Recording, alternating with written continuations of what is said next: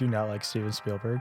I He seemed a little triggered with that. I All right, welcome to the JustJoeBTS podcast. Today we're sitting down with Joseph Thomas and Francis Thomas. They are brothers from the Chicago area here. I first met them doing film work probably 10 plus years ago. And this podcast, I don't know if this will be the first or a later podcast in the series, but this podcast, we're sitting down with them to talk about some of their goals, some of their things that they've done, as well as their journey in the filmmaking process. So they're both currently working on projects in the film industry and going to be releasing those soon. I want to hear more about those, as well as also just sharing a little bit about their journeys, things they've learned from their struggles, some of the ways that they're winning in life, some things that they have that they're aiming for goal-wise. So hopefully we can share a little bit about that. So welcome, Joseph and Francis, to the podcast. Thanks for coming in today. Yeah, no, thank you, Joe, for having us on. And we're doing big things, actually, as you said. I'm gonna stop you for a second. I just want to back you up really quick. Yeah. So tell me about, because I really want to hear about this, but I want to build it up a little bit. I want people to understand a little bit about you guys. So from my perspective, right, the first time I met you guys, you were doing video stuff. You guys were teaching people about filmmaking. True. How did you get into filmmaking? How did you guys decide that this was something you were passionate about? I want to take it back to that. Where did you first find your passion for film, for that art form? Why that art form? Things like that. Okay, I'm going to start. Sure. So I kind of got into filmmaking because I would write a lot of books. And that was, I mean, that to me was fun. But then as I kept a little bit, just because the mic can get it. Sorry. Yeah, thank you, Francis. Yeah, fine. my brother. He's always angle. like critiquing me. He's my butler, like Alfred. And for Bruce Wayne, he's like Mr. Wayne. You know, you need to sit back a little bit. That's actually interesting. Are you Alfred, or do you see yourself as Batman? I'm Batman. Batman. I see myself as Bruce Wayne, Are you guys multimillionaire. Okay, I'm just I'll kidding. get to that later. Continue. Okay. Yes. So about yourself. Yes. So I wrote a couple books, and yeah, thank you, Alfred. And eventually, so movies that are coming out nowadays, I love watching movies, and that's kind of what inspired me to start writing. And the more movies that came out, I didn't like them as much as the movies that were made back in the maybe 60s, early 2000, and that kind of prompted me to say, why don't I turn my stories into movies? And my brother Francis, which is not a very common name, It's only the Pope's name. was already making short films with me, obviously, but he was directing mostly and orchestrating that whole thing. Sure. And then I was like, well, why can't I start writing scripts opposed to just writing books? And that's how we kind of started talking, and we're like, hey, you know what, why don't we start making movies together, even though we fought a lot when we were younger. So that kind of developed into kind of what we're making now, which is it's a web series. But before I get into that, I'm going to let Francis kind of explain a little bit. Yeah. So Francis, tell me a little bit about yourself. And so actually, for context, Francis is the one that I met initially and whose name kind of stuck in my brain, because I didn't really remember all of their names, but I remembered there was this one guy named Francis who did filmmaking, and so I just always knew Francis did filmmaking. But tell me how you got into that. The first time I think I ever met you, you were teaching people about how to do VFX in After Effects. Yeah. I don't know if you remember that. I remember it's come back. Particularly showing them how to make a video of themselves jumping out a window and make it look realistic. And I don't know, that visual always stuck with me. So yeah, tell us about yourself too. Well, before I go there, the visual stuck with you because the VFX was good or it wasn't good? Because usually VFX sticks with you. I'll let you answer. It stuck with me for the reason that I had never seen someone jump out of a window at that point in my life. But anyway, yeah. On that note, our mother was horrified because we showed her the video, and she thought we broke glass for real in the beginning. No, seriously. I think your vision was a little off. No, but that's how believable it was, and I think people did think it was real, because she thought it was real.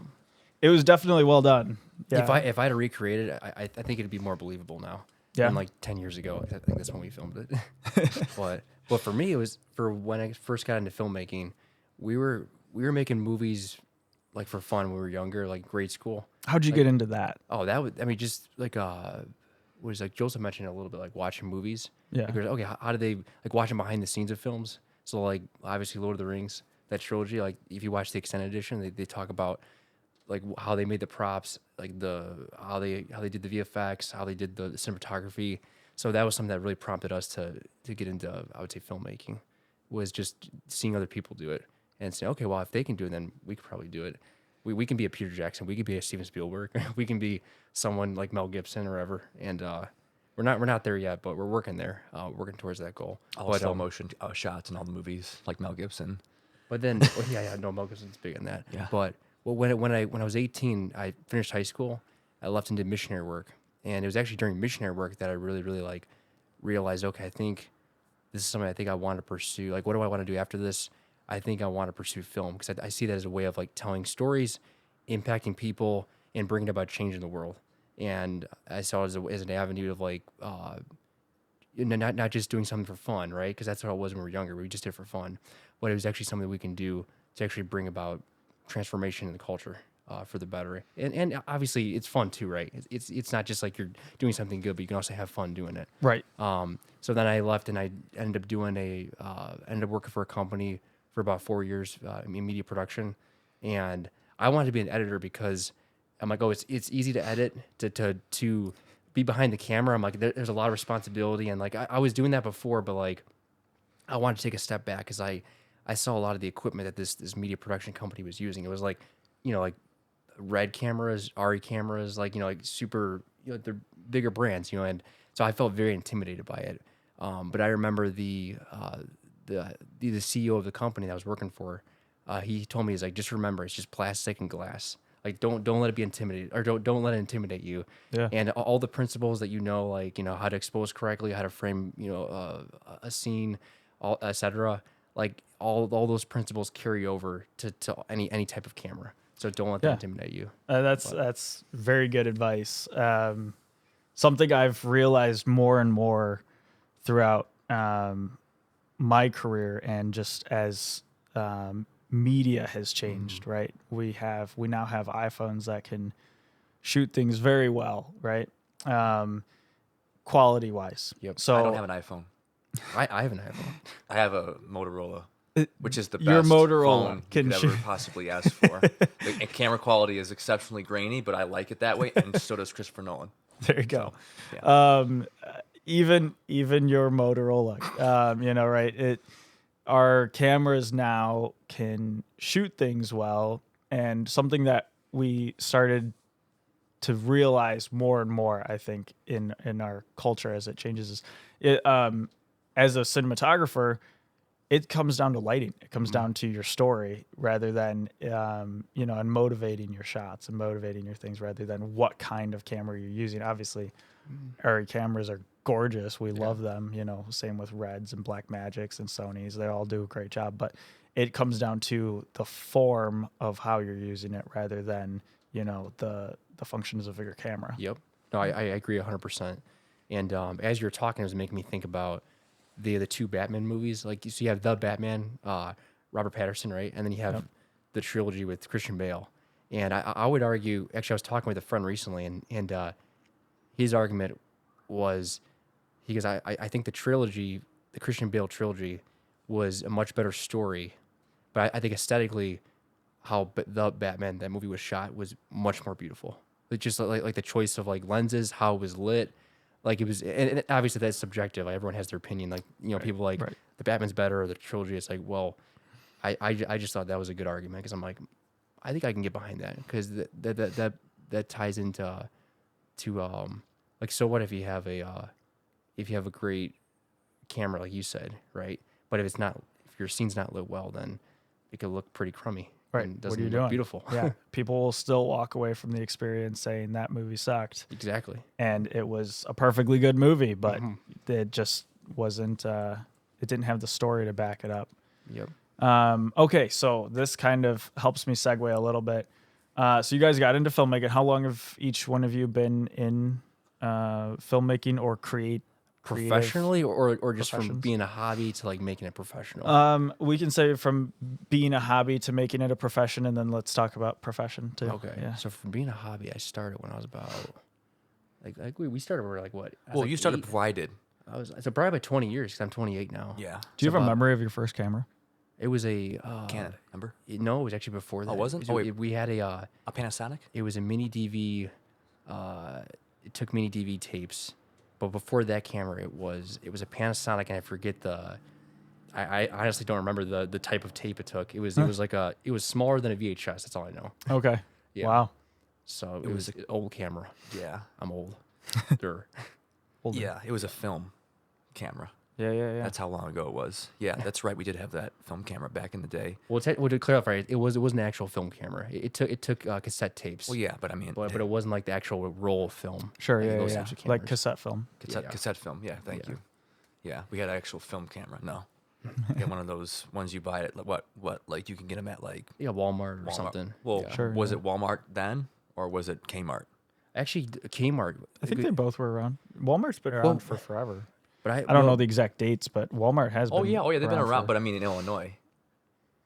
that Like, too. Yeah, I don't know. Yeah. I don't know the history on that. Yeah. But to answer your question, so about probably 20 years for me, because I was like 8 when we were like started making movies for fun. We were kids, and then I think professionally, I would say about because I left when I did missionary work, 18, and then it's about 3 years, about 21. Yeah, so about 28. So 7 years now professionally.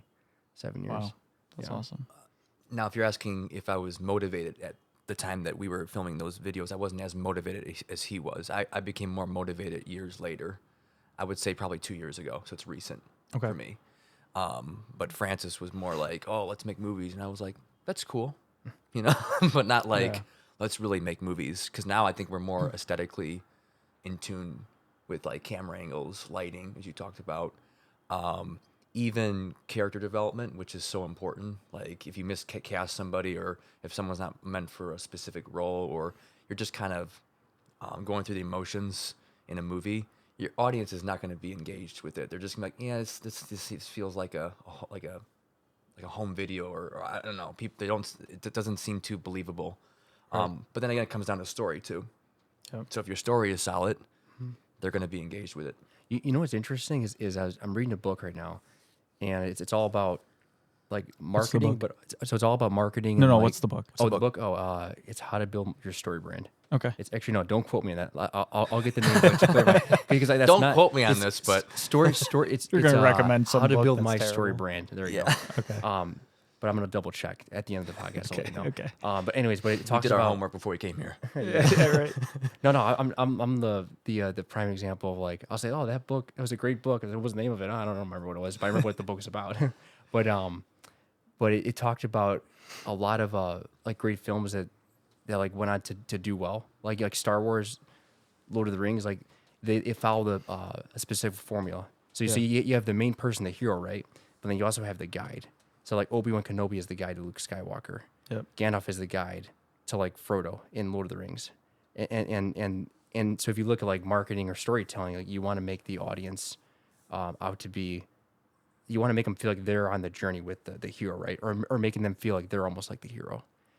So in any good marketing, any good storytelling, you in a sense you're like making the audience the hero of the story, and Right. whether they recognize it or not, they're self-consciously they find themselves in the role of the hero, Right. the main person. Right. So I thought that was really cool. I was like, wow, this is amazing. I'm like this is a how you tell a great story. Yeah. Yeah. No. That is great. I've been doing so much research recently. Actually, today I listened to like 3 different TED Talks. I want to say 3 different TED Talks. as I was working on stuff. Right. Partially as I was setting all of this up. Yep. I was listening to TED Talks about story and the importance of storytelling, especially when it comes to marketing and brands and all of that, right? And kind of what set me on this path was I was actually editing another podcast for a client of mine, and they're talking about story and how important story is to just in general, brands and making these Fortune 500 companies successful and everything else, right? And it really does all boil down to telling a story, engaging your audience, and making them care about something that they walked into the room not really knowing anything about, or maybe caring about at all, or maybe they're watching something on their TV or on their phone or whatever, right? And it's getting them to engage with your brand that quickly, which was something just, I don't know, I found it very invigorating listening to all this and kind of connecting with it. It's right, we're part of something that's so much bigger than us. Yep. By being storytellers and by being filmmakers, right, or creatives. You're a Yeah. writer, right? Yep. Same thing. So it's just really powerful that you can engage a culture and the whole world really by making something that's that impactful. And yeah, everything boils down to story when you look at it on every level. Was there a particular like commercial or ad that you remember very well? You're like, okay, that's an example of a great like not just storytelling, marketing, but also a story in that marketing where they did a great job at captivating me and the audience. Like, yeah. There's probably one of my favorite ads of all time. Is by Apple. I think Apple really, of every company making ads, is the greatest company making ads. Now, Apple also pours millions and millions and millions of dollars purely into their production design. They're a company that understands the importance of good marketing. And they have a multi-billion-dollar brand that rests on it now because of good marketing. If you know the history of Apple at all, Steve Jobs was a huge part of Pixar. He was one of the founders of Pixar, and dumped a ton of investing money into Pixar as well. And a big part of that was he saw in Pixar that they knew how to adopt a very simple idea and make a big story out of it, and something very imaginative and engage their viewers' imagination as well. And he took those elements from Pixar and he put that into Apple. And now we have a multi-billion-dollar company that started out of a garage. Yeah. But the biggest thing was they knew how to connect the dots from their audience to their product and say, that's something I need, right? One of the best product launches is Steve Jobs' launch of the iPhone. He does such a good job engaging the audience and showing them a product that they need in their lives, which, let's be honest, no one at that time really thought they needed. And yes, it was a revolutionary product. It's easy to sell, but I mean, Apple sells year over year iPhones really well, even though it's kind of diminishing now. There's still lines and lines of people get like up Exactly. to lining up to get their the new phone every year. And let's be honest, they haven't changed much from the year before, right? No. But they're still selling really well. And so it's developing that brand and developing that sort of narrative with your audience. But to get back to your question, the best ad I've ever seen was for AirPods, when AirPods first came out. They used a Sam Smith song called Palace. And it's a love story told through, like, it's kind of a dance sort of dream world scenario. And it all unfolds. It's like a minute long, maybe. I remember tops. this, yeah. Yep. And it is the most engaging ad I've ever seen. It didn't have anything super fancy going on, but the lighting and cinematography is gorgeous. The entire flow of the ad is gorgeous. You're very engaged. You're engaged in a story in the ad rather than seeing about something about a product and like, oh, this product will make you feel like this. Yeah. Instead, it's you see this product, interact with these people, and their lives completely change because of it. And it's just beautiful. I thought it was the best ad I've ever seen, and probably the only ad that really I've thought about year over year and been like, how do I make something like that? Yeah, great ad. If you ever get the chance to see it, definitely go check it out. Yeah, but to answer your question, yeah. No, definitely. Yeah, I was. It's funny you brought that up because I was literally just I was talking to my dad today earlier about Apple, and I literally was talking about that ad. I was trying to remember the gist of it or the name of it or whatever. And I can't remember the exact name. But yeah, I saw that though. It's that commercial you were talking about. And you remember it, right? Yep. I do remember it, but That's also great advertising. it almost they want he the has an audience to Android. kind of. Oh, I'm sorry. And he Yeah, has I an do have an Android. I used to have an Android. I'm sorry, but Android has been with me for a very long time, and I'm not going to end that relationship No, it's based okay. on aesthetics. Sorry. But no, the commercial it's almost like they want you to believe that this is a way of life, and when you see that ad, you almost like how I explain this. It's like you almost like the phone makes you believe like you're kind of like this is essential. This is something you need in your Right. day-to-day life. And I think, as you said, you connected with that because it made you believe that vision, that dream. And I can, as an author, I can kind of, see that and picture that in my head, and I'm like, it did stay with me as well. I think most directors, I think they do read a lot, because I know Peter Jackson, Lord of the Rings, he read the books. I'm like, how do you read those books? Those are very complex. Yeah. Have you guys ever read The Lord of the Rings? Me, I I only read never finished it yet. Okay. It's like a New Year's resolution for about the past couple of years now.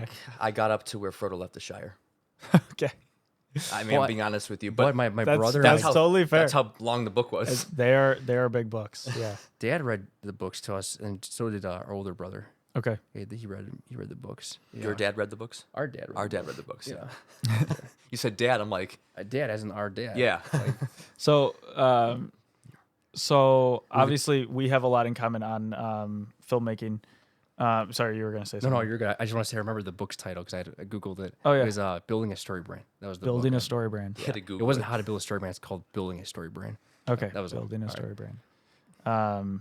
Yeah, no, I'll check that out. That sounds like a really good book. Yeah, so I was gonna say, so we have a lot in common, obviously, with film, and somewhat now you as well, recently I'm a new adopting the addition. medium. Yeah. But Director. I want to hear about being a writer. What is it like to be a writer? Okay. What inspired you to be a writer? Why writing? Why not something else? And is that something that you're still passionate about, or do you want to change completely to film? Why make the change to film? Well, Tell me about that. first off, I hated reading when I was growing up. I didn't like it. I despised it. Because I'm like, this is, I felt like Gaston in Beauty and the Beast. How can you read this? There's no pictures in it. Like that's how I felt about reading. And then when I had stumbled upon the book, The Hobbit book, which is the prelude to the Lord of the Rings, which is easier to read. Did you read The Hobbit? I read it 4 times Oh, over okay. the whole thing. That's how stimulated I was by The Hobbit. Like, and then after reading that, it did something to my brain, something positive. It opened up all these new passages in my brain. No, it actually, it helped me kind of have more of a vision for like, I want to be this type of I want to create things. I want to be creative. Yeah. And you're doing that with words, and words in a sense are almost like colors. And just like how people film movies, they use lenses for different stimulating shots, and that's how I was having this kind of like epiphany in my life. So I started writing, and obviously it was ugly in the beginning, but the more and more I did it, the more it was almost like sculpting. You're sculpting a statue. Sure. And sometimes you're re-sculpting areas over again, but you're refining it, you're honing it, and that was very I don't know the word I'm looking for. It was very kind of like mind-opening for me. Yeah. And since I was already kind of a movie addict at the time, overstimulated with staring most of the time, but was fully entertained because early 2000 was the golden age. I think, in my opinion, it was the golden age for movie making. Sure. Because we had so many great movies at that time, and soundtracks, Hans Zimmer, Howard Shore.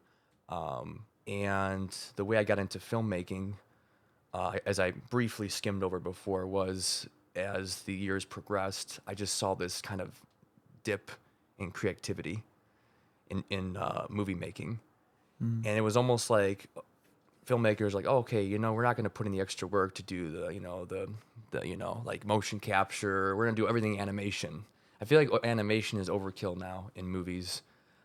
They still use motion capture on most movies. Oh yeah, most movies, Yeah. but like 3D, like everything is 3D animated fully. Oh yeah. Like what happened to the prosthetics, The practical effects, you mean? practical effects, and things like that? Because that just made it more believable, I think, for me. But I really kind of was like, okay, I love writing, but I think that's kind of it's morphing or it's evolving into filmmaking. And it was almost like, is this something that I might be good at? The way I found out was he introduced me to this thing called, was it Final Draft or? Oh yeah, it's a screenwriting software. It's a Yeah. screenwriting software. Final Draft. Yeah. Yep. Sorry, Final Draft, right? Mm-hmm. Yeah. And I started using it, and I was like, well, this is like writing, but it's script writing. It's for scripts.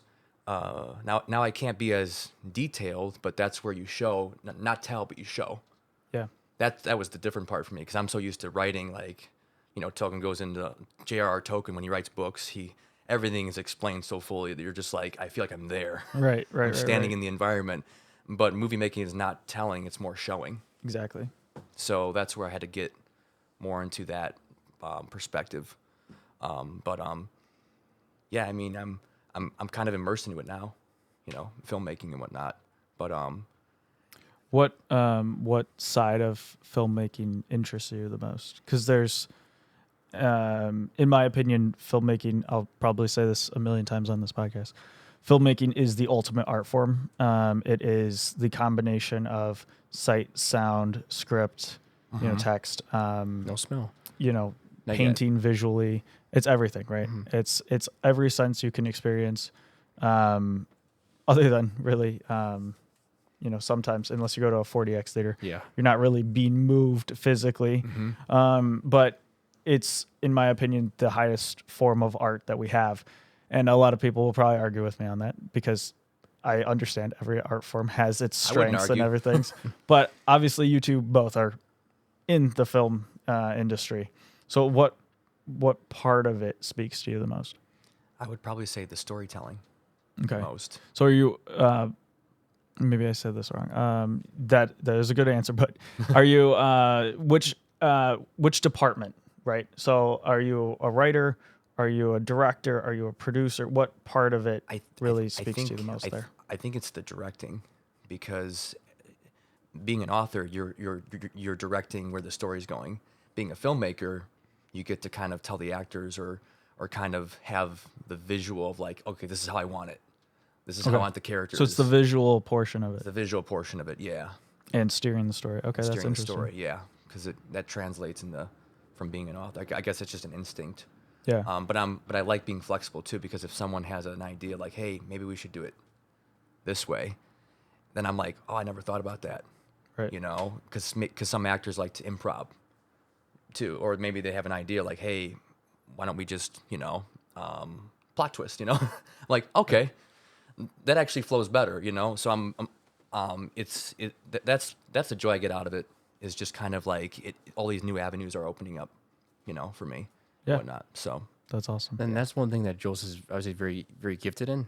And I would say maybe I know more of the terminology. Jules has this very gifted outside the box like vision. Like, so he'll think of just some crazy ideas that are like, wow, I never really thought of that. They're very unique. Yeah. They're very like, whereas I feel like I'm more like practical. Like okay, I can direct a film, but it's very much like, here's the tools, here's what we have to work with. Let's kind of stick within this our area of expertise. Whereas I think Jules is very good at like challenging, pushing the boundaries. Yeah. Like saying, hey, here, we like, I want to do this. I'm like, well, we can't do that. It's like, well, if we were to do it, how like maybe we can find a way to do it. And so that's where I think Jules is good at like kind of like. that reminded me too. What were you saying? I was the one that said, let's have the guy jump out the window. Yeah. Yeah. So That could be There you go. Comes full circle. yeah, I was like, come to think of it, that was my idea. Let's jump out the window. Let's do let's make it look like someone jumped out the window. There you go. There Yeah. you go. We should better we should rephrasing. recreate Yeah, that. I was like, yeah, no. And just revisit that whole window scenario. Yeah, have somebody jump out a window again. Tom Cruise style. Oh, we can Yeah. recreate and make it more believable. You can do like some aerial shots of the person jumping out, not just one shot. You have like Yeah. 5 different shots. Yeah. But I don't know where I was going with that. We're going somewhere. No. with it. So similarly, I want to just kind of ask you what department or what element, but what department too speaks to you the most in filmmaking? Why film? What's special about that medium? I think I'm starting to. I like directing. I'm starting to at least explore more in that area, but also the cinematography, like being the director photographer, like just kind of being behind the camera and then just working with the different focal lengths, how you frame the shot, camera movement, all that stuff. Yeah. I like both those departments. I would say. Okay. I can edit obviously, but like I think it would be nice to have like just to focus solely on directing. That'd be cool. Which one of you? I forget. Somebody said earlier, editing's easy. You liked editing. You got into editing because editing was easy. Maybe that was That me. was I don't him. know. That was him. Yeah, I think it was you. But yeah. That was That made me laugh a little bit. Why is editing easy? that was my assumption, or that was my thought process, like probably 5 years ago. Okay. Maybe So that 4 was years like an ago. early perception. Yeah. Okay. And then the bigger the projects got, I was like, the more had you the more- edited the more- anything at the this more point? complicated, the more complicated things got. The more, like, especially if you're filming a documentary, you got all these interviews you have to cut up, and then and in a movie too, you have all these scenes you're, like sorting through all the outtakes and all that stuff, and you start to see how complicated it gets. Yeah. And how much I think my vision's a lot worse now. Because, staring at a screen for a while, you're like, wow, well, this is why we go on runs. This is why you work out. This is why you Yeah. Yeah, I mean, you got to eat healthy. You got to work out. You got to take care of your body so you can actually continue to do the work you like to do, filmmaking. Yeah. It's otherwise you're going to burn out. And that's a whole other story. I remember going to the ER because I was, when I was working as a missionary or whatever, I was doing too much work and I burned out. I couldn't do my job well. So I learned from that, okay, when I'm making movies, editing, or whatever department I'm working in, I got to find a balance. Yeah. And, Balance is really important. yes, definitely. Okay, yeah. So that actually, I want to ask you like 2 more questions in this sphere of things, and then I want to kind of shift again. But you guys, well, you specifically, Francis, made a movie already, Yes, right? yes. So you guys have a number of short films that you've made collectively as a family and stuff. Tell me a little bit about those, what those taught you, and then why a feature film and why a feature film right away. So let's start the short film. So Also, Yeah. sorry, before I get into that, have you ever entered any of those into any festivals or competitions as well? You can tell me that as you're telling me about them, but I just kind of yeah, curious about that. no, it's a good question. Let me think for a second because I'm trying to think of what short film I want to talk about. How many are there? And we probably Yeah. about maybe 5, maybe Okay. 5 short films. Okay. Sounds about right. Yeah, I remember one of the ones, at least that's coming to mind right now, is it's called A Musical Night. It's Okay. on YouTube, but it's like maybe 1 minute and 30 seconds long. So super short, like a short, whatever you want to call it. Sure. Yeah, Super short. yeah. Super short. but yeah, it's but there's no like dialogue. It's just music, and then like it's just about a guy meeting a girl in like this small town. Like he kind of like, I don't know if he's basically the gist of it is he's doing his own thing. He's going for a walk downtown, and he finds this empty stage where he starts to dance, but it's like pretending to dance with someone. And then you see this girl's walking downtown. She notices someone in the distance on this empty stage outdoors, and she's like, okay, it's kind of funny. He's dancing by himself, but yeah, I'm a girl. He's a guy. Like I should join him. So then she jumps in, and then they begin to dance together. Like the story's complete now because now he's no longer dancing by himself, but he's found that missing part, to almost like his life. So it goes a little deeper if you want to look into it. Sure. But that was called A Musical Night, and that one, I think I entered into like maybe 2 different film festivals. Okay. That one didn't go anywhere, but Okay. it's okay. I mean, it's Did you get any kudos or anything from it? no, Or it nothing? wasn't selected, but I'm like, hey, that's okay. I'm like, I'm not gonna give up. I'm gonna keep moving forward. How long ago was that? Like 2 years ago. Okay. I think it was 2 years. Yeah, but Crazy. and then the feature, film that we completed. Unless you have more questions about the short films. No. Any other ones that you want to talk about are fine. But Josie, can you think of any short films? So the short film that I do remember. you guys have a favorite? That Well- sounds like it's your favorite. I think it's my favorite. Okay. Well, the one we made was Trinity Task Force. Yes, that's what which- it was. Which was where more of our comedy was introduced. Like the character development was way stronger. Could you Okay. pause for a second? Yeah. So that one, Joseph came in. Again, he was still writing, but he played a big part in that was the one. first time I where wrote, he yeah. came in, and we both collaborated on developing that story. But that's where Joseph really brought in his again, that unique style of thinking outside the box, just a totally different, story plot. Nothing that's never been done, or at least in my understanding, it's never been done before. Okay, nice. It's not the typical like a lot of movies you see now. It's more like gunslinger, superhero. It's like the same plot but different characters, and I'm like, I want to do something a little bit different, where people kind of like, oh, this is something I haven't seen before, Yeah. it's new. It's not just like, okay, same old, Yeah. But it was that one. Yeah, so that one, just to kind of give some background on what it's about, is it's a cross between Jurassic Park, Psych, and then what was it, Stranger Things. Yes, it was Obviously between those three mixed together, kind of like if you can picture. But it's about this made up department within the American government called TTF, which stands for Trinity Task Force, and it's like three elite guys that get called in to solve hazardous problems that are going on within America. And they kind of go in discreetly, undercover, to solve these problems so the general public doesn't freak out. And so they get brought in because this asset or this basically science experiment goes wrong. And I won't give too much information away, but they get called in to basically solve that particular problem. And there's a lot that happens. And I would say it's kind of a comedy, science fiction, and like an action film, I would say. Yeah. Maybe those three genres. Okay. Yeah. How this is a little bit off topic from where I was going to take you guys, but how do you find balancing genres? Is that easy? Is that hard? Is that something you think you're good at? Is that something you think that you're bad at and you need to work on? Like, how would you rank yourself, and what do you think about balancing genres? Because that's ambitious. You've got 3 genres you're trying to blend.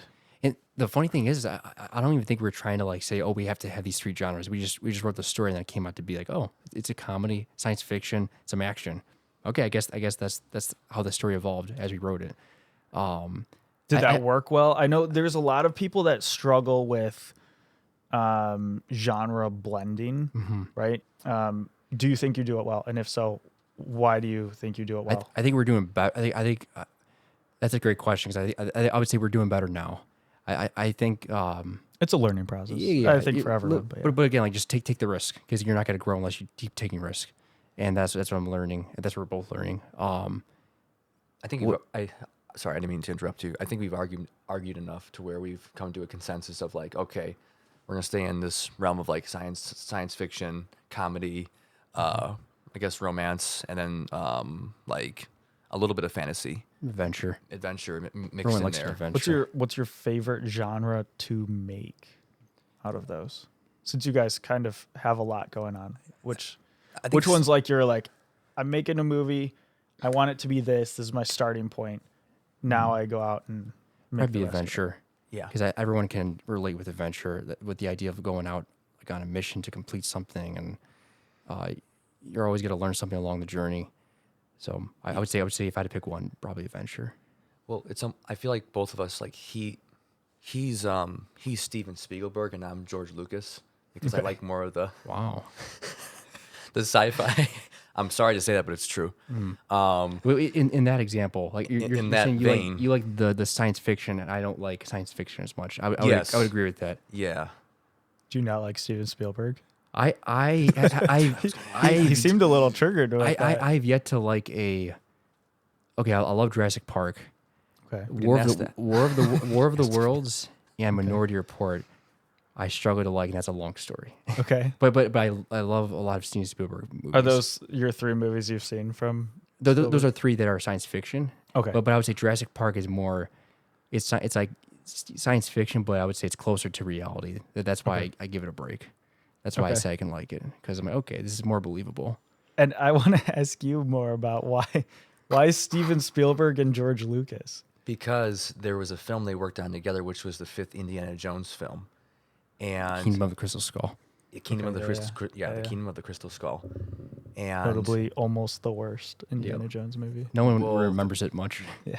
well, again, I'm comparing myself to George Lucas here, and I would never ruin that film, but But you did. No, but he did. I think he did because he wanted a lot. He wanted more sci-fi in that film, and Steven Spielberg was like, "No, we can't. But we have to share this project, so we got to compromise." And I think Did they co-direct it, or they did. If I remember, I don't know much about create- that movie because I remember hating it and just not really ever going back to watch more. So. Harrison Yeah. Ford said he'll come back as the fans were like, we want to have another Indiana Jones, and that whole deal. And Harrison Ford said he'll come back if George Lucas and Steven Spielberg both come back to work together on it.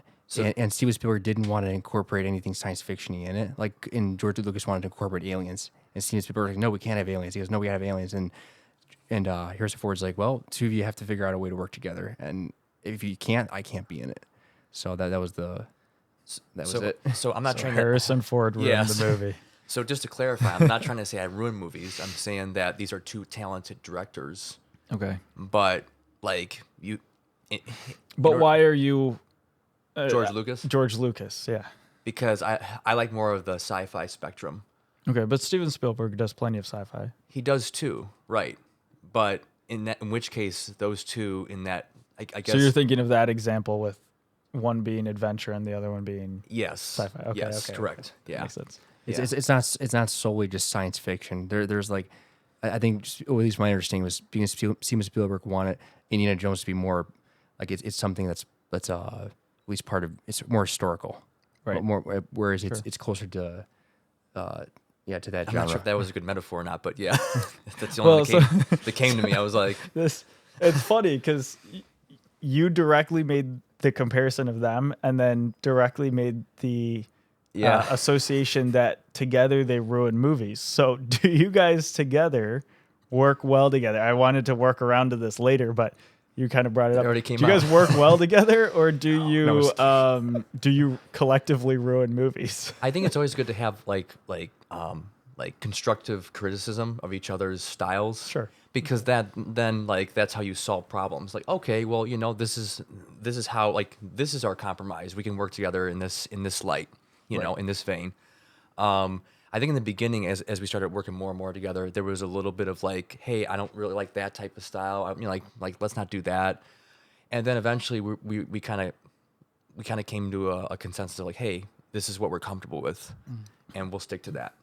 To go a little deeper, I would say this web series that we're working on currently right now, it's called A Dangerous Path. And that one, it definitely is science fiction, a little adventure. And then I would say more science fiction adventure, not so much comedy. There's some comedic parts in there, but I wouldn't label it a comedy.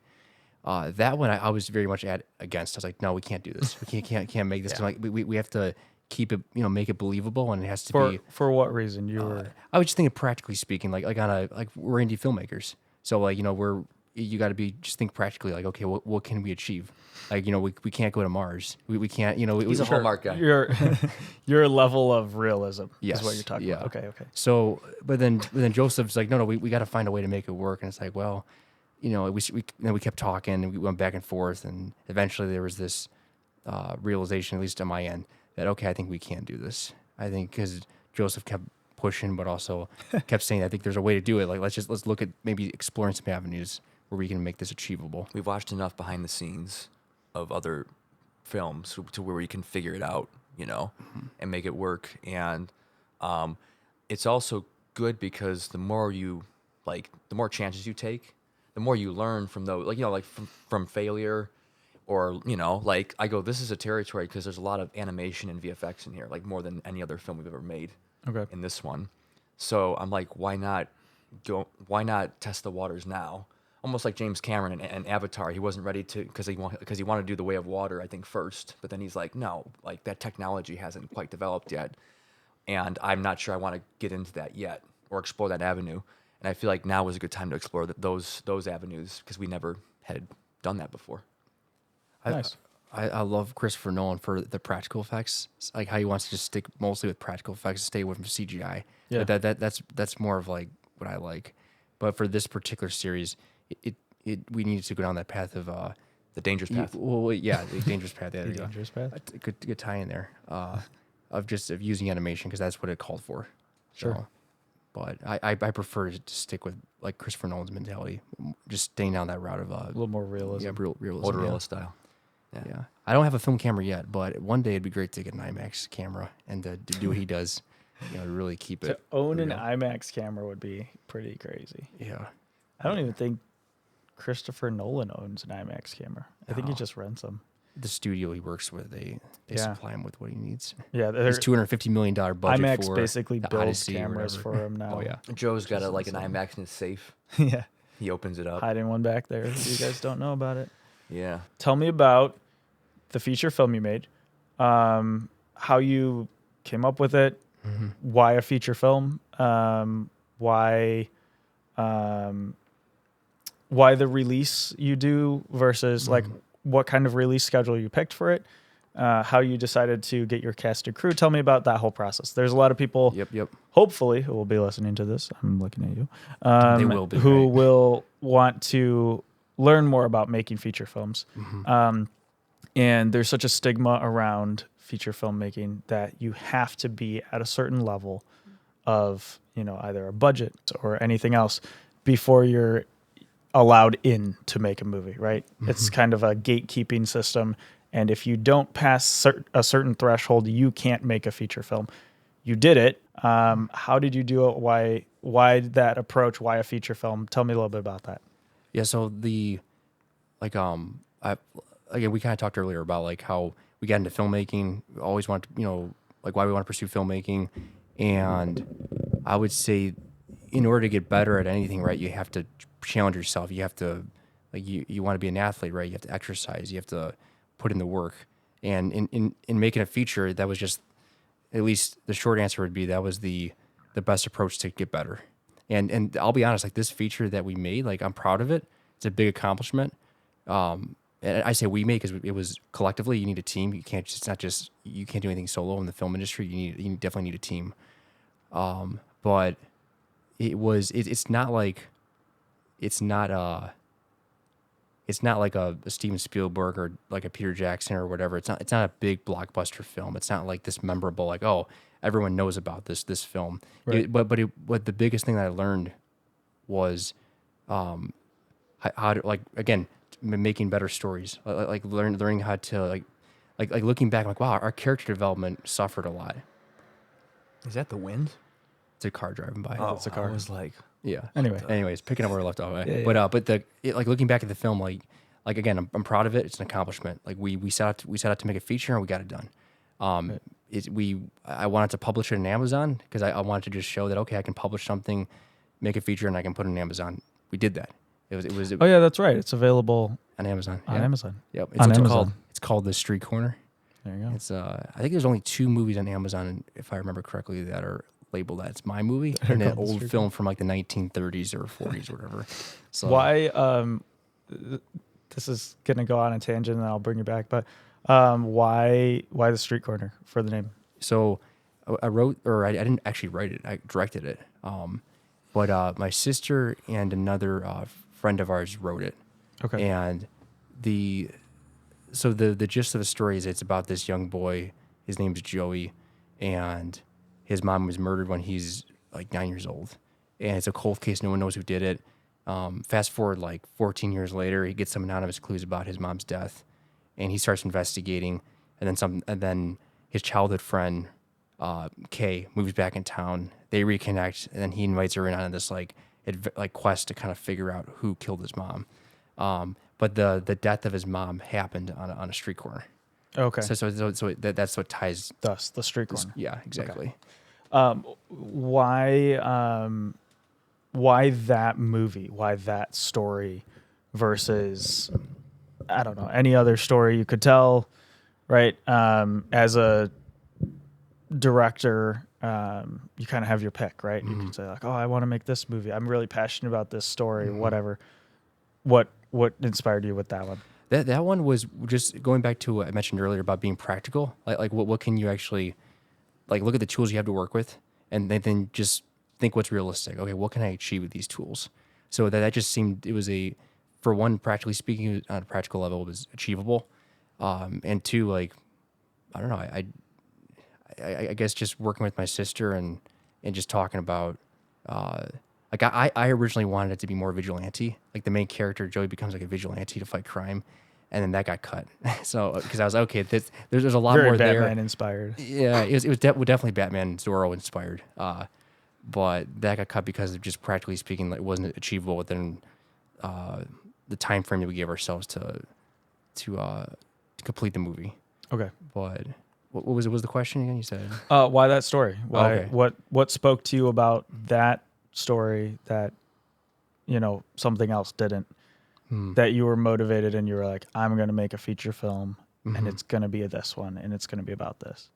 Yeah, like I said earlier, like I look back and be like, wow, like could we have chosen another story? Like, yeah, I probably would have. Looking back, Do you regret making it? to a degree, but like I don't regret what I learned. Sure. I think there were definitely other options we could have explored, other stories. I think they could have been maybe like we could have used our time better, and Okay. said like we could have again like I mentioned the vigilante path. I think that would have been interesting to explore, but we weren't there yet in regards to I don't know. It wasn't an achievable goal. Yeah, production value. And then now it's a very different story. Now, what I learned from the street corner, like everything we put into it. Now I know what's realistic with like scheduling, planning, and casting and working with people's schedules. And if certain days can't work out, if somebody's sick, all this stuff, like what to kind of just be aware of. Yeah. But So why do you regret making the street corner? I would say, I think it boils down to like, what do you want to spend your time doing? Like we only have a certain amount of time to live in this world, and at the end of the day, like once you spend your time doing something that's gone, you don't get it back.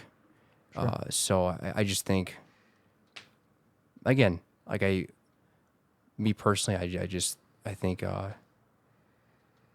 it could have been used otherwise. Maybe Okay. some you devoted to something else. Sure. That So would what you're have saying been. is Mary's story was crap. No, I'm joking. No, I'm just saying we could have done another story that may have been, in my opinion, worthwhile. Sure. Yeah. But- or more beneficial for the time. what you're trying to do. Sure. Yeah. Yeah, But- that's totally fair. I've heard of other directors and things saying the same thing. I made this movie and I made it just to make something, but I wish I would have made it into a short film or something that would have been easier to process or whatever. And I think there's, as human beings, we always kind of reanalyze and reassess ourselves, and we're like, oh crap, I just wasted so much time doing that, and I should have done this instead. And that's not always accurate. Not saying that what you're saying isn't valid, but it's not always accurate. Sometimes we have some amazing outcomes from things that, if we hadn't tried it, we wouldn't be there. And I think, kind of to your point, you've learned a lot, right? So regardless of whether it was a great movie and, your life's work, or it's something where you're like, hey, that was a terrible movie, I'm going to move on, I'm going to do something else. The point is to keep creating, just keep going, just keep pushing for the next thing. Exactly. It was a big accomplishment, as I mentioned earlier. Like the fact we even got it done, because like it's easy to start something, but then to finish it, that's another story. Yeah. Like seeing it through, that commitment. Yep. Yeah. And to follow through with your goal. You set a goal, and even if it's not the outcome you're looking for, you follow through, you get that goal done. You complete that goal. Like getting on Amazon, like, okay, great. We got on Amazon, it's published, it's on there. People can rent it, they can buy it if they want to watch it. Like just to see, again, I'm not saying to rent it and buy it so you can support us, but just like, if you just want to see like, hey, here's some indie filmmakers, here's what they did. Here's a stepping stone on their journey. And like, don't be discouraged. Like if you want to be a filmmaker, if you want to make films or movies, like just be encouraged that you can do it. And like everything you're doing, like don't don't feel like it's in vain. It's not in vain. It's helping you to get to the next level. Right. Yeah, I think that's important. All right, sweet. So I have a couple questions about that, and just for people out there watching, listening, whatever, who maybe are thinking about doing the same thing, right? Making a short film, making whatever, or a feature film. How much did it cost you to make? How did you get your extras, your actors? How did you get your film crew? Things like that. How did you organize that? Did you rent gear? Did you own the gear? What did you do for that? And then lastly, what was the process like of getting it listed on Amazon? And also, is it on Amazon Prime streaming or to buy? I think it's to buy. I think it's to buy and rent. Yeah. To buy and rent. Okay. But then what does your commission look like off of that? Like, how does that all work for people trying to get into, paywall distribution? Yep. No, those are great questions because those are the same questions I asked myself like before. So like I was working a full-time job when I made that movie with everyone else. Okay. So I took all my comp time or all my days off, I guess. Sure. And I had specifically requested before, like it was maybe a half or 6 months prior. I talked to the CEO of the company I was working for, and because we had a good relationship, and I just said, hey, like I'm looking at doing some filming on a project I want to, a passion project that I want to make, and I just told him about the situation, and I said, can I take my time off, like all my days off? And so he kind of gave the approval. I'm like, okay, great. How many days off was it? It was about 2 weeks. 2 weeks. 2 weeks, yeah. So I had about 14. Well, technically it was like 10 days of work days, but we filmed on the weekends too. So that was. So it took you 2 weeks to shoot it, start to finish. We had 3 pickup days. Okay. So total about 13. Or no, not 13. 15 days roughly. Also, sorry. Or the studio's right downtown, and the sirens are always going. Anyway, continue. Yeah, so I'm trying to think where I was going with that. So it took you a little over 2 weeks. Yep. You had 3 reshoot days. Yes. And, but then pre-production, let me go back, sorry. So pre-production, that took almost 2 years because my sister was writing the script, and then her friend came on board to help write. And we also had to recast one of the main characters twice. Oh my gosh! So we had somebody locked in, and then that fell through. Another person locked in, that fell through, and then so that was kind of a headache because you get somebody to commit and you plan. Thankfully, we were able to sort it out. Now these aren't in the traditional sense of when you're making a movie. Did you contract these people, or they weren't like contracted? Or so some of them. So one of them was again, a lot of the people we worked with were in some of them were most of them were into theater. A lot of them were just volunteers and friends. They auditioned. They're like, okay, That's why they were able to dip on you. Exactly, that quickly. Because you got to work within your resources, right? So like, you have a 3-year contract. You can't just not be available anymore. Yeah. Well, yeah, you got to work with people's times and their schedules, especially if you're not paying them, if they're volunteering their time. Right. So we had a lot of volunteers. A couple people we had paid because they were out of state to kind of come out and to be a part of the project. But I would say the people that were the most experienced were the ones that obviously they had the background in like theater. Sure. So for them, remembering their lines became very natural. Yeah. Obviously, it's a little bit different in theater versus like being in front of a camera. Camera, you can capture more of the detail and the subtle details. Theater, everything's big, expressive. Yep. But having the volunteers and having people come and say I want to help or contribute, that really saved a lot with budget. I spent a lot of my own money that I had saved from, again, working my job on the production of it. People volunteered to bring food, catering, right, to come and feed the actors. Your crafty was voluntold. Yep. You're bringing this. Yeah. Well, I mean, like, you want to help? Okay, great. You can bring food, or you know. And then what else was there? You asked a lot of great questions. You said. Sure. So, getting it on Amazon and just kind of the process of making that. And then have you made any money off of it? Have you made back your budget? Oh, no. Are you anywhere close? Anything like that? No, I've definitely not made back the 10 grand that was invested into the movie. It's just gone. Yeah, no, So don't do what I it did. it was an investment just to see what we can, like, how long it would take to make a feature, and I mean, I'll be honest, if you wanted to, at least what I'm learning is, if you want to actually make a return on your investment, you really need to put a lot of money and time and effort into marketing.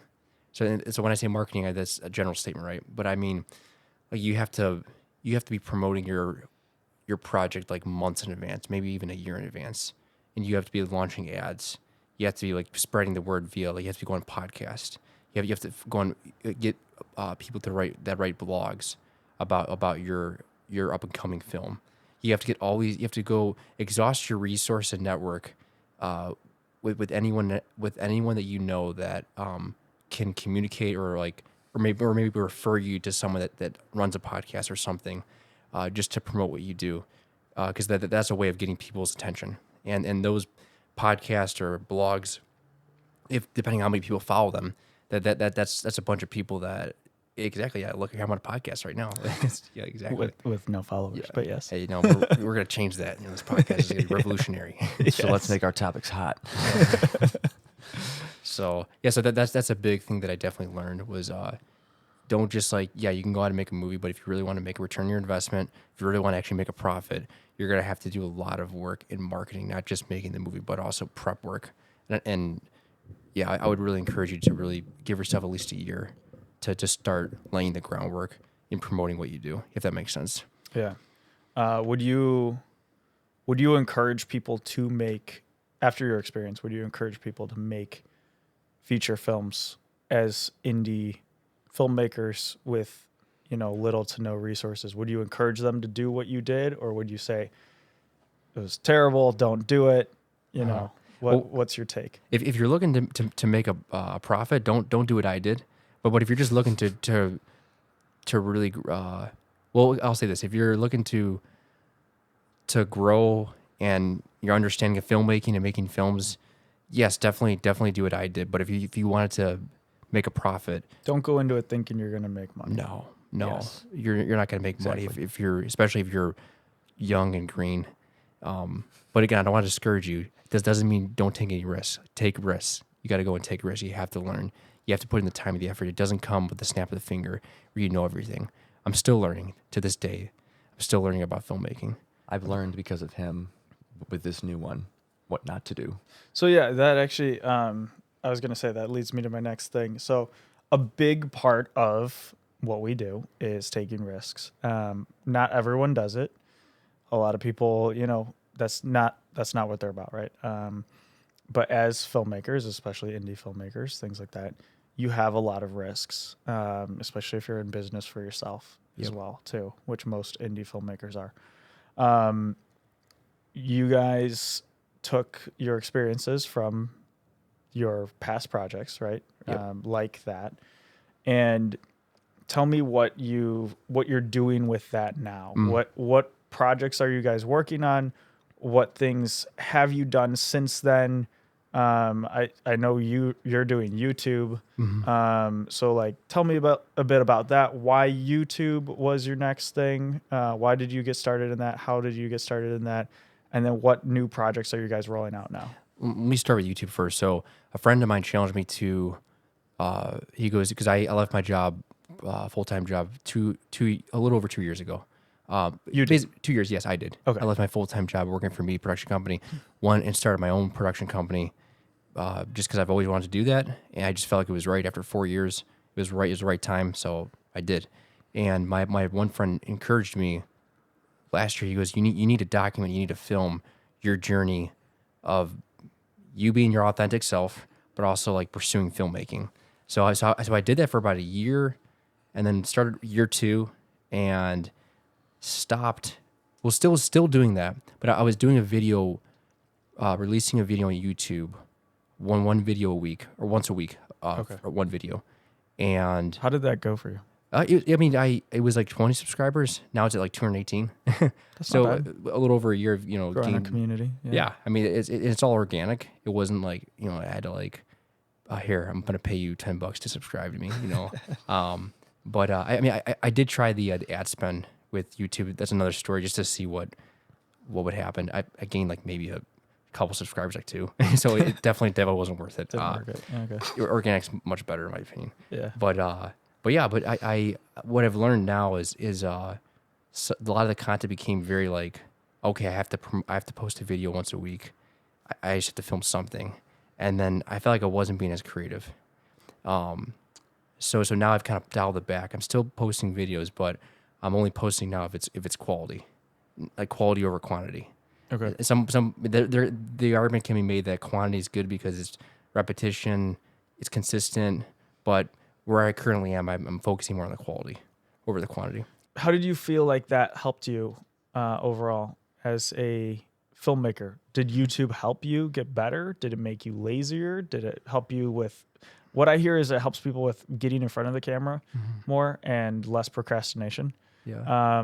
So, you have deadlines and things, and it's easy content, so you're less like held back about making it. But yeah, what was your experience with YouTube?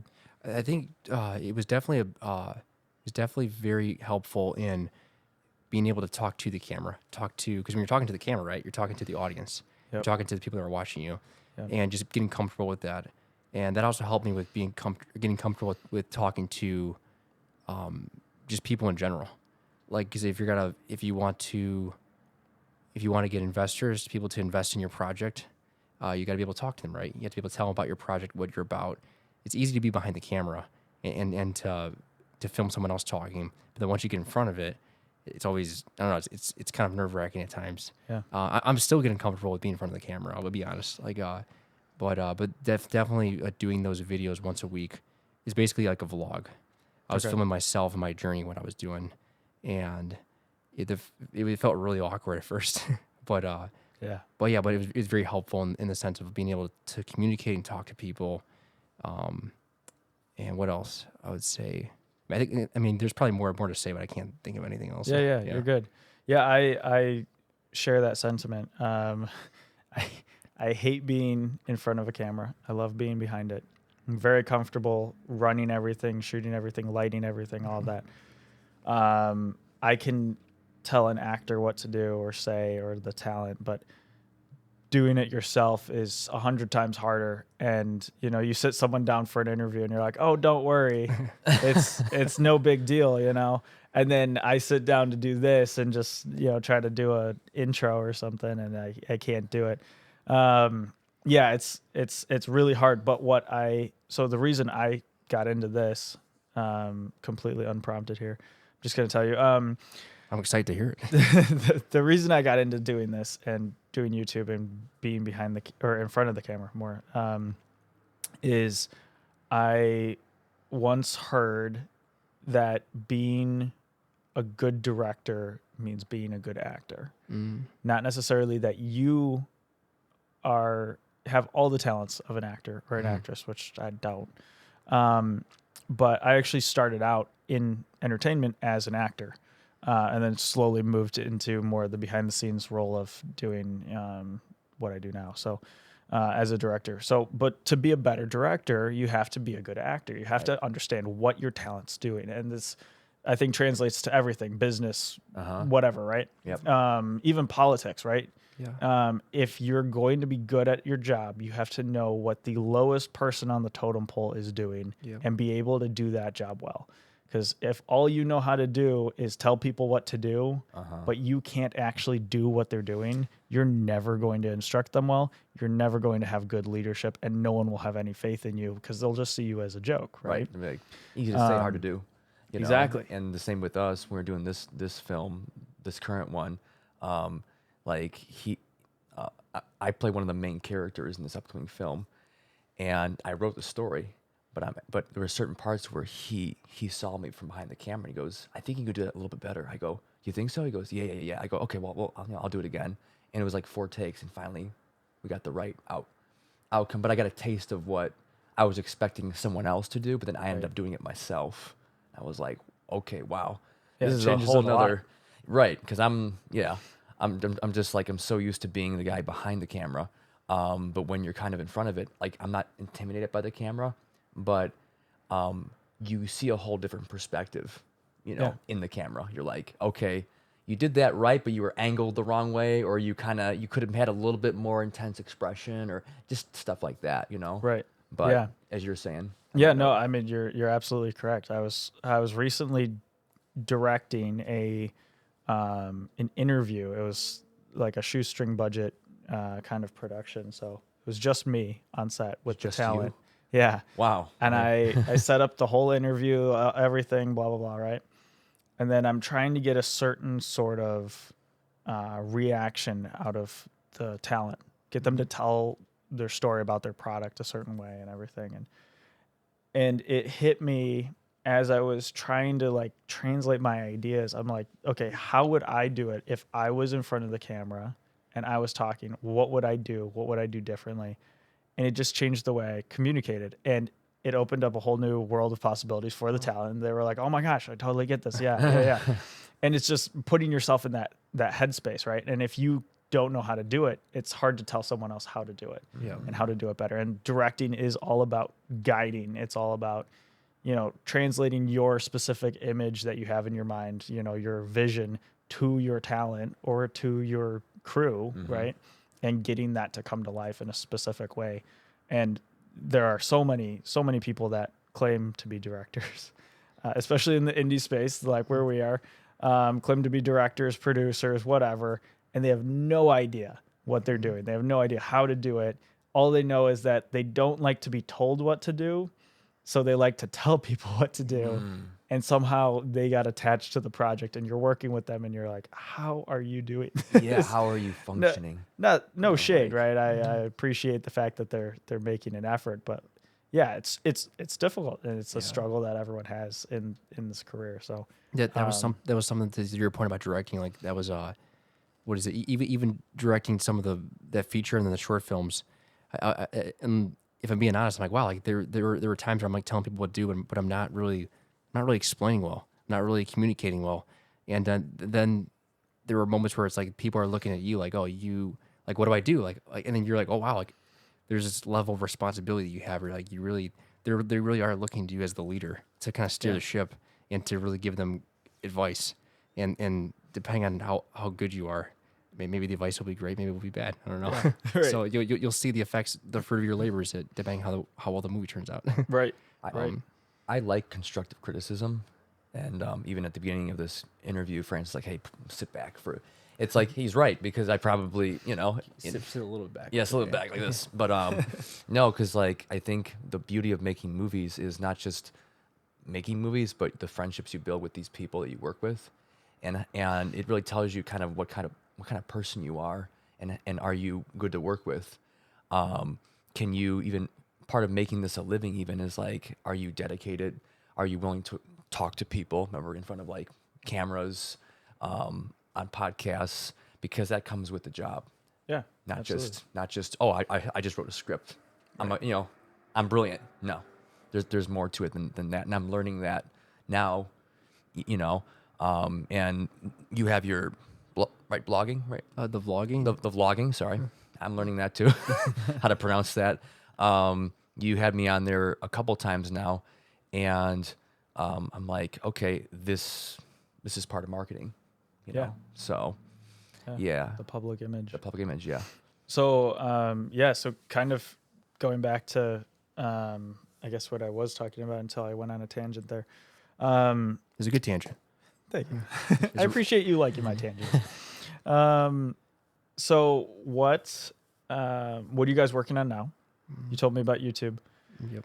What other projects do you have in the pipeline? What things can we expect from you guys in the future? Tell me a little bit about that. You've kind of touched on your upcoming mini series or web series. It's a web series, Sorry. yes. Tell me more about that. Where can we get more information about that? Do you have any trailers out for that? Anything like that? That's stuff that people can tap into. Why that story? Tell me about your project. Yeah. Well, I'm going to start with why that story first. That way, And why are you guys working together on it? Why didn't? That's a good question. Go with all of it. I'll kind of see you as you go. I can pull that in too. Yeah. Eventually. But We'll why? See how good you are at remembering. See how good I remember. Yeah, exactly. Three Right. questions, 2, 4. Yeah, it's a good test. It's good to be put to the test. But don't do that too much. No. Try not to. I would say why this story. So I wanted to tell a story that would kind of affect. Well, so nowadays I feel like men in their roles, women in their roles, husband, wife, girlfriend, boyfriend. In today's society, I feel like there's a reverse in roles. I feel like women try to be more than men now. Men try to be, well, it's like roles are reversing. In this story, it tells a story about like a pure romance. There's a guy who's dealing with grief. There's a girl who's dealing with grief. The girl comes to this small town where, she's meeting her friend, and she runs into this guy who he lives in this mansion hidden away in the forest. Metaphorically speaking, the web series is called A Dangerous Path. So Movie, film, and web series. okay, it's a web series. Yes. I get confused sometimes. I'm like, wait, it's a web series. I forgot too. You're fine. A movie, film, it's a web series. So when are you thinking of releasing it? In the next month and a half. So we're in It's March right now. So I guess at the end of April. At the end of April. Okay. Yeah. Does it revolve around fall, or are you guys kind of filming year round, or how does that work? No, it kind of evolves around fall because Okay. that's the theme. But that's kind of like the aesthetic theme that I want for Okay. for this series, because it's more of like a haunted / romantic, but like adventure series. Okay. And how long have you guys been working on it? Since October of last year. Yeah, I October think Does of that last include pre, We're or is that just roughly production? about pre-production as well. Yeah. Yeah. So we were moving pretty fast with pre-production, and then production was relatively fast too. Then now post-production is just taking it's taking a lot longer. Than Is it expected. completely shot? Everything is filmed. Everything's Okay. all So filmed. so you wrapped already. Yep. Yeah, we're just working on a lot of post-production now. So animation, finishing up those types of shots, and then some VFX. So this interests me. How did you guys go about doing that? Right. You've said before you did VFX yourselves and stuff. Are you doing all your own VFX? Are you hiring someone out for VFX? Are you hiring someone out for editing? Do you do all your own stuff in-house, or did you already come up with a budget for like, hey, we're going to pay these people this amount. This is coming out of our budget, whatever. How did you do that? So learning from the previous experience, which was Street Corner, and what not to do, I wanted to condense the amount of actors that were in here, because I'm like, I want to tell a very compelling story, but I don't want to have too many faces Sure. and too much information all at once. I want people to really fall in love with these characters. So I'm like, we're going to do top 3 main characters in here, if anything, but mainly 2 main Okay. characters. We ended up with 3, which is what I wanted. Do you still have like side people? Yes, we Or do is have it side just- people. okay. Yes, but like 3 Or main extras, characters. we'll Yes, say. Well, yeah. to clarify, there's technically 4 characters. They're in the first pilot episode that we Yes. finished Okay. filming. I mean, Now- like main characters though. Yeah. Oh yeah. There's 3 main characters, but there's 4 characters in here. Got it. Okay. I wanted to have a relatively smaller budget. This one, we spent around like $5,000, so half of what the other one Okay. was. And this one we are expecting to make a profit on. Where are you releasing? So we both thought of an idea. We want to do a moving movie theater. So we have a really nice projector, a big screen that we will be moving from Sound system. the works, from parish halls, because like you can rent out these places, or you can say, hey, would you mind if we had like a showing here, an event here, and kind of go around to different places. And because there's these communities of people that we know and that we know will support us. So it's almost like, hey, like people know what we do. Why not get them involved with this? But also, why not go to them? Because Yeah. sometimes you want people. There's online streaming. There's actual brick and mortar theaters you can go to, but like there's no like kind of like almost like a traveling circus, I guess, in a way. Like we're going to them. We're going to the communities, and we're gonna set up a presentation for them, and they can come and they can be entertained. So so that's actually really interesting to me. We're experimenting with it. Yeah. So I guess two different things. One, how does that work with a web series, right? Like a web series, you think of you're streaming it on, I don't know, YouTube or Netflix or something, right? You're streaming it online is the idea. So what we're doing with this is we're gaining traction through this movie theater. So you're, But I guess maybe let me rephrase it. How does that work for something that's long form content like a web series, right? Where you're not going to get someone to park their butt and watch something for, I don't know, like 8 hours, right? For your whole web series. Right. I don't know how long your episodes are or anything else, but I'm just assuming, right? Most series are around that long. How do you do that with a movie theater idea? So each episode, which we're going to be showing one episode at a time. The first one is done. It's around 35 minutes, and we want to give a spiel afterwards, and to kind of get the audience involved, not just with watching and being entertained by this. Hopefully, that's the hope. Right. But saying, hey, we want to make more. So we sort of need your support, but at the same time, no pressure. But this is what we do, and we want to get like we want to work with you, on making more of this content. If you like this content, we want to make more, but we need your support. So mainly getting in front of people, not just streaming it, you know.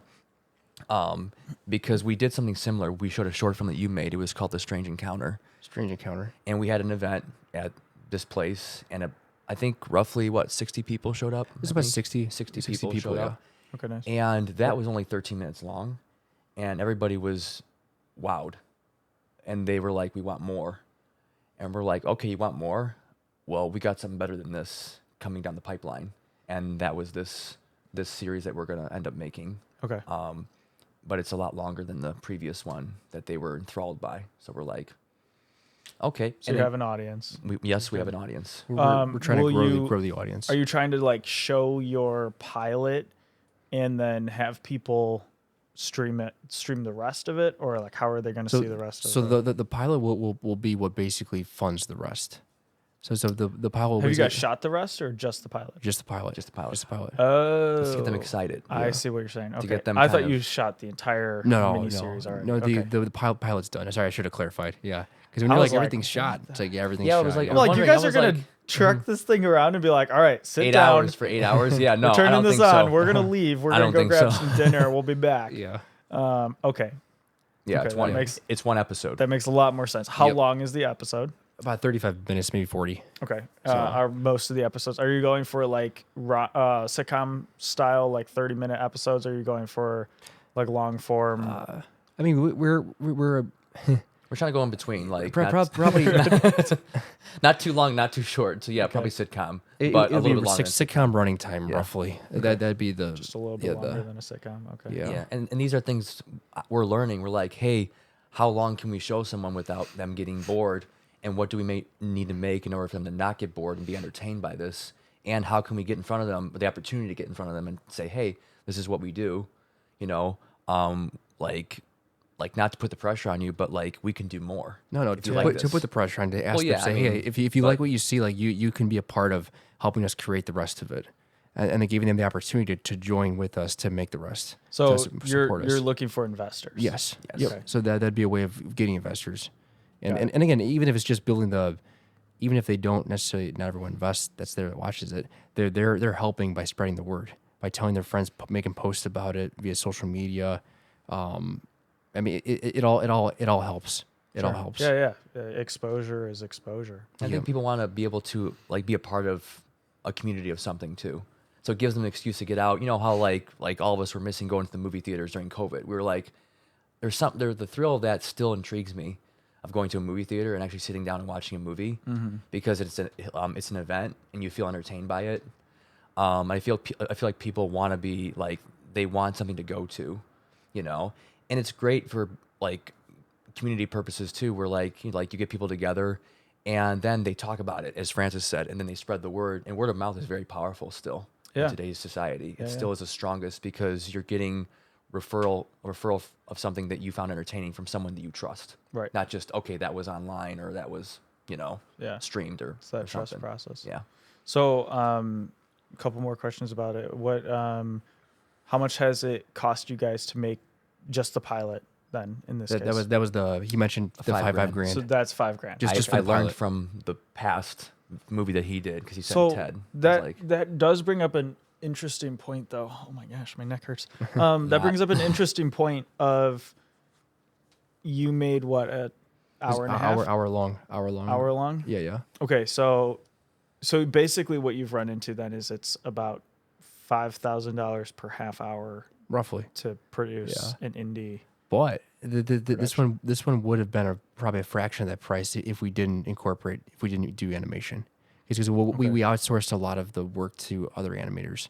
So as we use this platform called Fiverr. Okay, we yeah. hire Fiverr's different. awesome.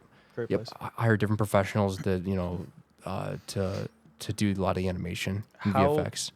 How easy or hard was it for you guys to use Fiverr? I'm a steady regular on it, so I know how to use it. It's very user friendly.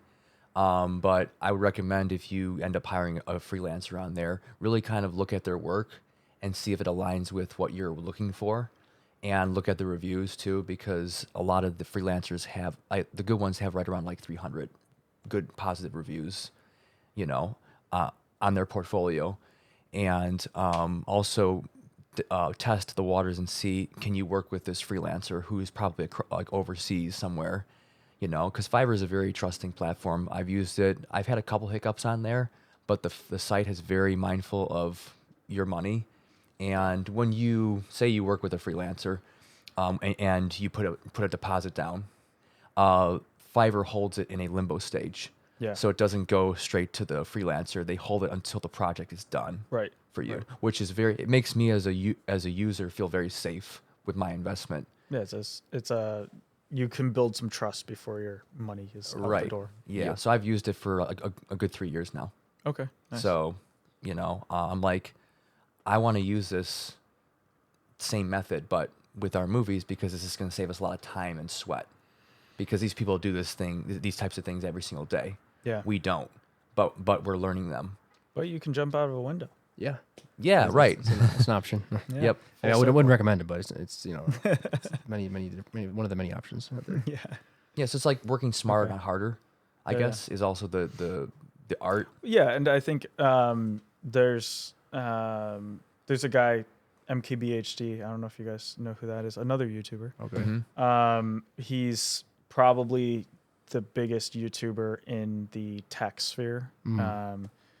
He blew up doing just like iPhone reviews and stuff like that, right? But a big thing with him, most notably, is he has always insisted on shooting and editing and doing all of his stuff at a very high level, right? He performs at a level that's higher than literally any other YouTuber that was out there when he started. As soon as he could afford to buy like a Red camera, he shot everything in 8K on a Red. Whoa. Not because anyone watches 8K on YouTube, but because he insisted on shooting at that quality so that he had more flexibility, so that it would look more polished, so that when you're watching reviews, you're going to look at some guy who shot his thing on, a DSLR, or you're going to look at this Red camera, and you're going to see the difference in quality and the perceived quality. It'll be more perceived worth towards him, right? Yes. So anyway, really interesting guy, does a great job. But what was interesting that he talked about that struck me was he hires out for tasks for like editing, or he has a team of maybe 5 people that work for him now, full-time work for him. Wow. And he said the biggest struggle and the biggest recommendation he has to content creators is learn the tasks that you're good at and the ones that you're not, and learn how to give out those tasks to other people to do. Yep. Right. So say, I'm good at cinematography, writing, whatever, right? Mm-hmm. These are the things I'm good at and I know I can do, but I'm not a good editor. I'm not good at VFX. I don't know how to do all these things. And although you should know enough in order to articulate it to someone, like we were saying. Right. Right. Maybe not being so proud of your work, or so just clutching onto your work so much that you're like, I can't allow anyone else to work on this. Learn to release some of that control, let somebody else do it, and trust them with the process. So I think that's really important. You guys are already at that stage. That's awesome. Yeah. No, but I like that though, because it's like learning enough to where you understand it, Right. but you're not the expert. Where like you're like I can do it. Right. So, And also, I think too, because this comes up all the time with people, is learning to trust the people you hire as well. Like being able to say like, hey, this is what I'm going for, but you also just rescind some of that control. Let them be creative. You're hiring creatives for a reason. And I see this all the time on social media, people just like venting about like, this client hired me and then told me everything they wanted me to do, and none of it is going to work well. Why did they even hire me? Why didn't they do it themselves? And you also see so many clients that either hire internally, for, a content creator person, or people who, make their own content because you can shoot it on an iPhone, and it's horrible. It's the worst content that's on the internet, and they pay hundreds of thousands of dollars for the creation process. Yeah. They put their own time and effort into it, and then they put it online, and they're paying for ads and things. And you're like, Yeah. how did this get approved? Right. This is the worst content I've ever seen. So trusting your creators though is huge. Yeah. And finding people that have they've built up that trust, Right. or you've learned to trust them because you've spent time working with them, and they have the credibility now. Right? Okay, it's been a certain amount of time where I worked with you, and you've done great work, and okay, like I can take like 5 steps back now, and not have to worry about making sure you're actually got to be a man or woman of integrity and like actually do a good job. Yeah. So it's. Would you guys ever? You mentioned Fiverr, like the good people have 300 plus reviews. Would you ever work with someone with like no reviews? Like, let's say I joined Fiverr. You don't know me, but I'm very good at what I do. But you don't know that. I have like one project to show. Let's say, would you hire me? It Why depends or why on not? what project you displayed for me, I guess. Let's say it's a good project Okay. Well, I probably would. I would give you a shot. Yeah. with no reviews. With no reviews, yeah, I'd give you a shot. Okay. Again, Fiverr's set up that way to where Right. You can. your money is in a limbo stage. Yeah. And again, it's not all about money, but at the same time, you're paying somebody and expecting quality in return. That you're paying for. Well, if I saw somebody that had the same, if I looked at your work, I'd be like, oh, that's great work.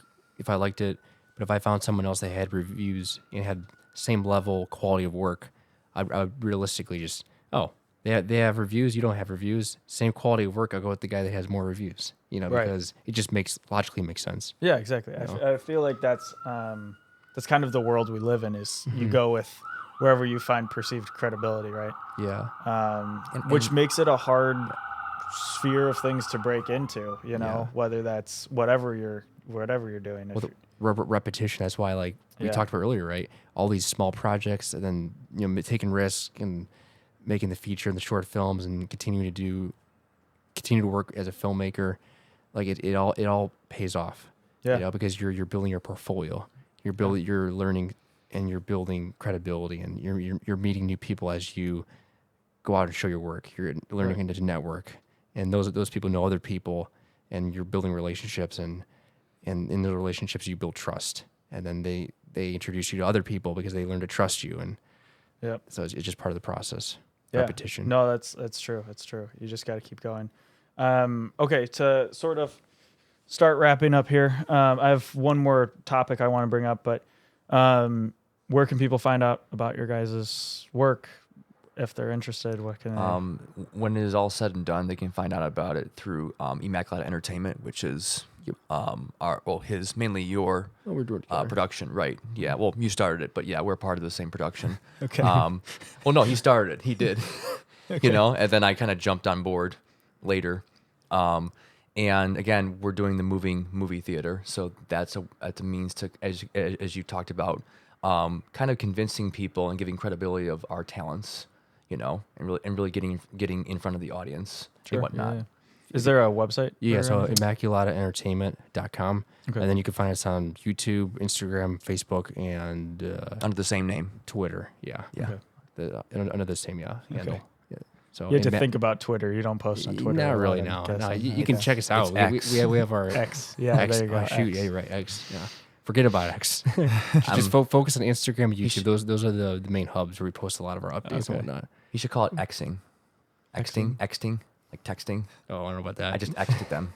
Yeah, I don't know. I feel like that would not. might be hit taken so the well. wrong way. Yeah. I tweeted them. I guess so. So Don't go into social media. That's all I'm going to tell you. I already did. So That's why I'm so bad at it. so ImmaculataEntertainment.com. Thank you. All right. One last thing I want to talk about too. So a big part of this podcast is not only talking about filmmaking and creative projects and being a creative and everything else, which I feel like we've touched the surface on, but I'll have to have you guys back. But another huge part of this is business, having business sense, because for most of us creatives, we don't have a PR department or anything else. We're doing this all ourselves. So for you guys, right, what has been your biggest struggle and your biggest triumph in the business sector of things? We could talk, for another hour about just business stuff. But what's your biggest struggle? What's your biggest accomplishment? And what's your biggest weakness you want to improve on? Biggest struggle for me personally in working for my own company is being able to focus on one project at a time and not taking on too much. That I mean, there's probably 3 struggles I can list, but that's one of them. I would say is being able just to devote your time and energy to that one project and doing it well instead of taking on too much. So otherwise, if you take on too much, you become overwhelmed and you can't work effectively. You become drained. You burn out, exactly. Burn out.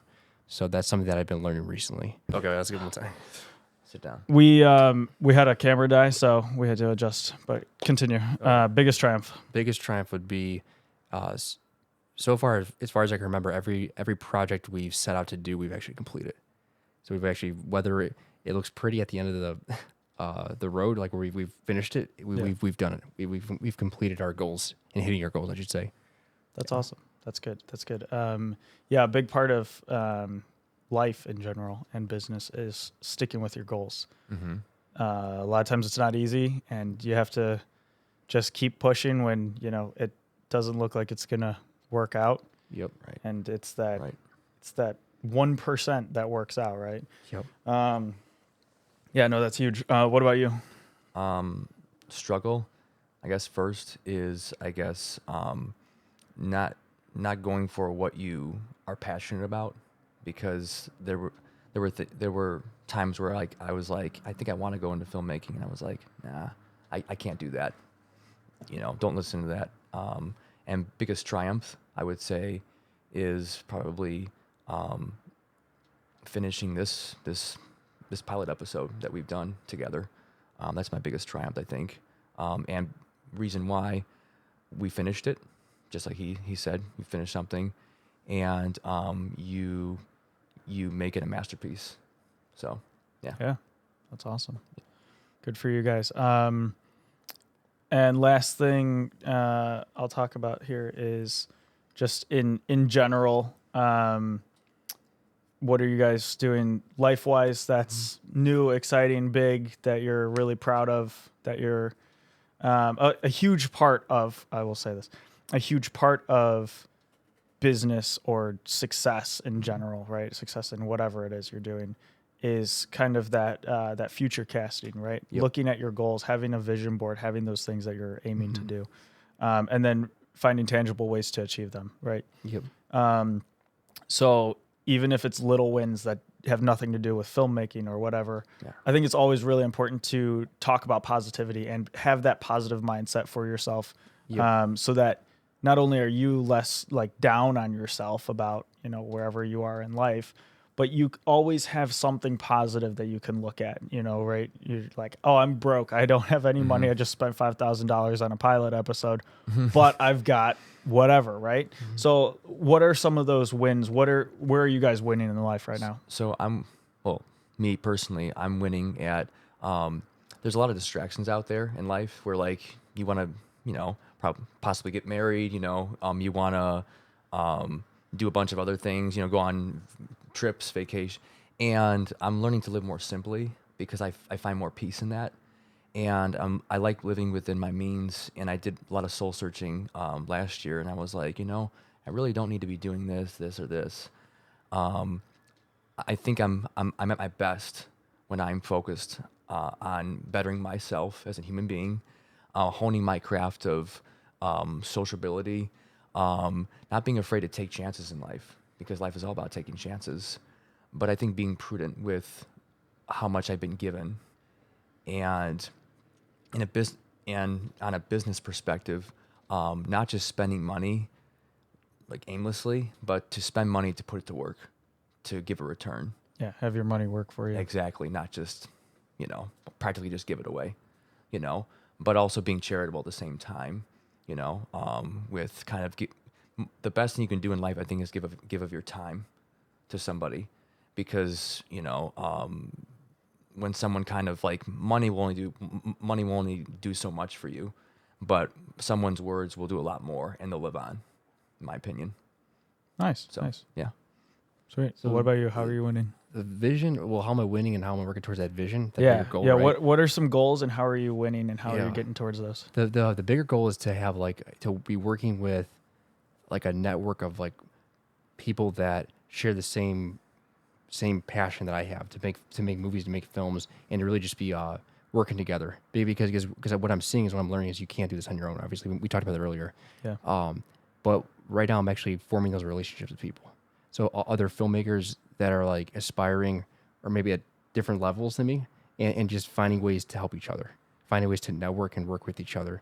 And in doing that, I'm seeing that, wow, there's a lot of like strength here, because I can already see down the road how we're going to bless each other, how we're going to benefit each other.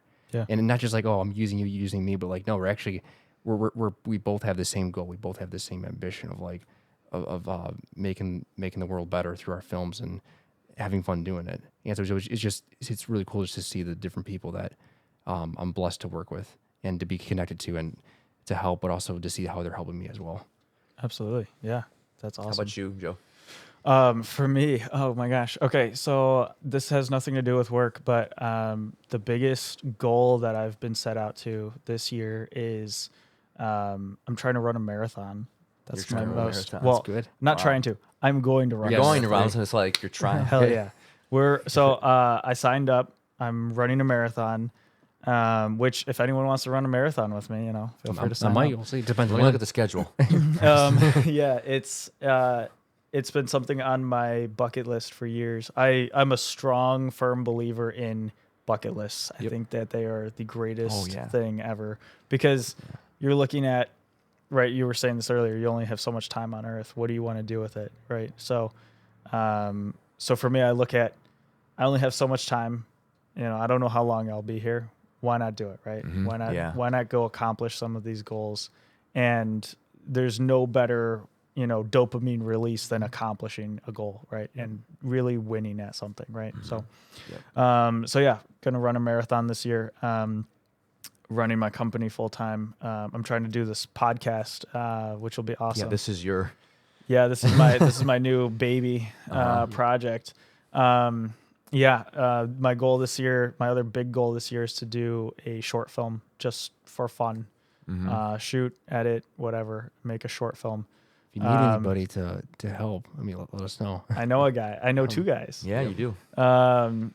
So definitely going to be working on some more like passion projects. I think that it's still important to keep that sort of that fire alive in, your passion for what you're doing, rather than just, the monotony of daily life and work and everything. Because you make the same project 5 times, it can get boring. Yeah. So always finding new ways to be creative and find those stories and alternating the fields and everything, Exactly. metaphorically speaking, Yeah. to give it that freshness. Yeah, exactly. Yeah. And I've this year I'm really, really passionate about telling stories, getting people's stories out there.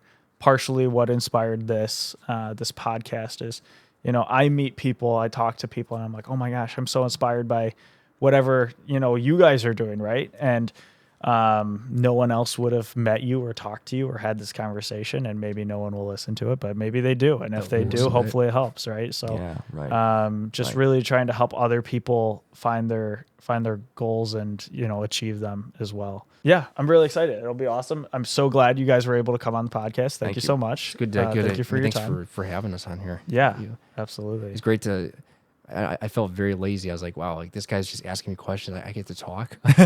So thank you.